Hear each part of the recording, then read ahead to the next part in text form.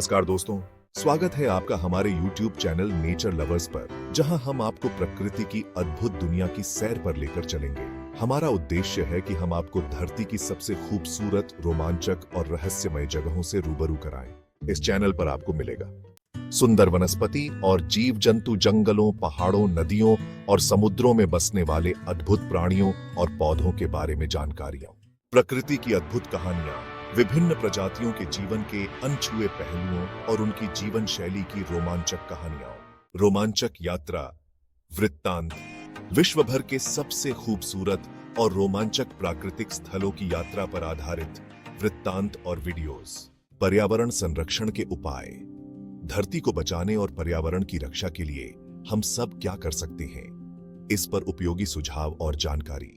चाहे आप एक प्रकृति प्रेमी हो, एक छात्र हो या कोई ऐसा व्यक्ति जो धरती की सुंदरता और इसके संरक्षण में रुचि रखता हो, हमारे चैनल पर आपको हमेशा कुछ नया और रोमांचक मिलेगा। कैपिबारा हाइड्रोक्यूरस हाइड्रोकैरिस दुनिया का सबसे बड़ा कृंतक है।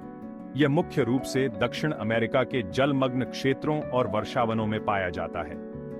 कैपिबारा अपनी सामाजिक संरचना, अनुकूलन क्षमता और अद्वितीय व्यवहार के लिए प्रसिद्ध है। इस लेख में हम कैपिबारा के शारीरिक संरचना, व्यवहार, आवास, आहार, प्रजनन, संरक्षण और सांस्कृतिक महत्व पर विस्तार से चर्चा करेंगे। कैपिबारा का शरीर बड़ा, मांसल और बेलनाकार होता है। ये कृंतक 1.2 से 1.3 मीटर, 3.9 से 4.3 फीट लंबा और 50 से 70 सेंटीमीटर, 20 से 27 इंच ऊंचा होता है। इसका वजन 35 से 66 किलोग्राम, 77 से 146 पाउंड तक हो सकता है। कैपिबारा के पास मोटी, खुरदरी और भूरे रंग की त्वचा होती है, जो इसे जलमग्न क्षेत्रों में रहने में मदद करती है।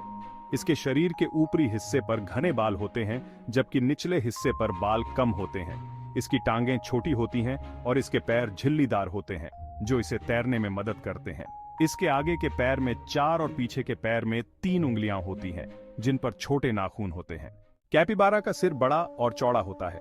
इसके चबाने वाले दांत बड़े और मजबूत होते हैं, जो लगातार बढ़ते रहते हैं। यह उन्हें कठोर वनस्पति और छाल खाने में सक्षम बनाते हैं। इसके आगे के दांतों का इस्तेमाल मुख्य रूप से काटने और चबाने के लिए होता है।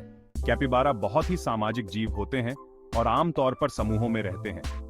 एक समूह में 10 से 20 कैपिबारा हो सकते हैं, लेकिन कभी-कभी ये संख्या 50 तक भी पहुंच सकती है। ये समूह परिवार आधारित होते हैं और इनकी संरचना बहुत ही संगठित होती है। कैपिबारा के समूह में एक प्रमुख नर होता है, जिसे अल्फा मेल कहा जाता है। समूह में मादाएं, युवा और अधीनस्थ नर भी होते हैं। अल्फा मेल समूह का नेतृत्व करता है और इसके सदस्यों की रक्षा करता है। सामाजिक व्यवहार में आपसी संचार, सफाई और खेल भी शामिल होते हैं। कैपिबारा विभिन्न ध्वनियों जैसे कि गुर्राने, भौंकने और सीटी बजाने का उपयोग करके संचार करते हैं। ये ध्वनियां खतरे की चेतावनी देने, साथी खोजने और समूह के सदस्यों के बीच संवाद करने में महत्वपूर्ण होती हैं। कैपिबारा मुख्य रूप से दक्षिण अमेरिका के जलमग्न क्षेत्रों, झीलों, नदियों और दलदलों में पाए जाते हैं। वे उन क्षेत्रों में रहना पसंद करते हैं जहां पानी की अच्छी उपलब्धता हो और घनी वनस्पति हो।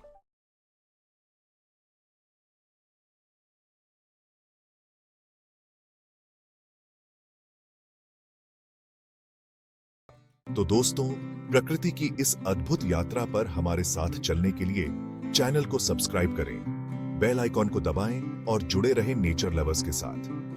आइए मिलकर प्रकृति की इस खूबसूरत दुनिया का आनंद लें और इसे संरक्षित करने में अपना योगदान दें। प्रकृति से प्यार, नेचर लवर्स के साथ। धन्यवाद।